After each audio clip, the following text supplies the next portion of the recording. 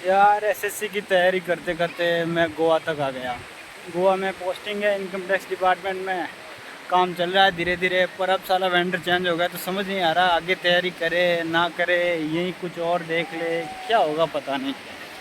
और जैसे vendor change हो ना, मुझे नहीं लगता ये बहुत बड़ी बात है। हाँ, मुझे भी टेंशन है थोड़ी बहुत, लेकिन उतनी टेंशन नहीं होनी चाहिए जितना हम सोच रहे हैं या जितना कोई भी स्टूडेंट सोच रहा है।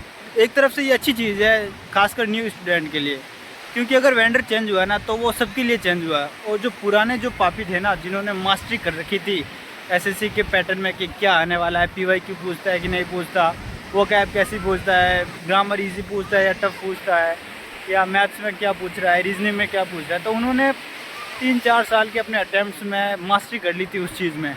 तो इस चक्कर में जो नया स्टूडेंट है ना, उसको समझने में 3-4 साल लग जाते थे। अब सवाल है कि ये नया वेंडर किसको मिलेगा, क्या मिलेगा। एक एक बात है कि चाहिए किसी को भी मिले, मुझे नहीं लगता कि बहुत ज़्यादा कुछ चेंजेस हो गए। हाँ, थोड़े बहुत चेंजेस ज़रूर हो गए और होना भी चाहिए। जैसे मैथ्स है तो टीसीएस ने पिछले 3-4 सालों से मैथ्स का और इंग्लिश का स्टैंडर्ड बहुत गिरा दिया था। अब लगता है नया वेंडर जो इंग्लिश और मैथ्स का स्टैंडर्ड अच्छा कर ले। वो कैब तो पहले भी अच्छी पूछी जा रही थी, ग्रामर पहले अच्छी नहीं थी इंग्लिश की, तो हो सकता है वो ग्रामर में अच्छी पूछ ले। और मैथ्स में भी क्वेश्चन थोड़े ज़्यादा कैलकुलेटिव या थोड़े ज़्यादा ही कंसेप्चुअल दे दे। लेकिन जो जो टीचर्स वगैरह से पढ़ रहे हैं ना, उनको बहुत ज़्यादा दिक्कत नहीं होगी, क्योंकि जो भी एसएससी के टीचर्स थे ना, उन्होंने शुरू से ही टीसीएस के पैटर्न से एक कदम आगे चल के ही पढ़ाया है सबको। थोड़े टफ क्वेश्चन भी करवा रखे, तो स्टूडेंट की उतनी प्रैक्टिस है कि अगर कुछ अलग से भी कुछ आएगा तो वो झेल लेगा, उसे उतनी प्रॉब्लम नहीं होगी। हाँ, रीजनिंग में हो सकता है बहुत कुछ नया आ जाए, क्योंकि एसएससी की रीजनिंग, खासकर एसएससी की बोल रहा हूँ, मतलब टीसीएस की रीजनिंग बहुत ज़्यादा रद्दी थी। और अभी जो नया वेंडर आ सकता है, हो सकता है वो रीजनिंग के थोड़े अच्छे क्वेश्चन पूछ ले। कुल मिला के जो भी चीज़ है वो सुधार ही होगी, अगर सीधे पेपर वहाँ से आउट नहीं हो रहा है जहाँ से एग्ज़ाम हो रहे हैं। कुछ बात कर रहे हैं कि एडिक्यूटी वगैरह से पेपर बहुत आउट होते हैं, तो हो सकता है वो भी चांसेस है।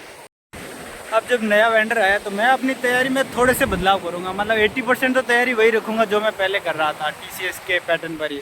थोड़े से बदलाव करूँगा जो भी मैंने बताया, ये वो कैब वगैरह का।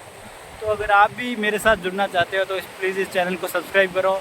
मैं अपनी तैयारी कर रहा हूँ यहाँ से गोवा से, क्योंकि मेरे पास एक जॉब है, सैटरडे संडे को टाइम मिलता है, थोड़ा बहुत ऑफिस में टाइम मिलता है, तो जितना हो रहा है कोशिश कर रहा हूँ।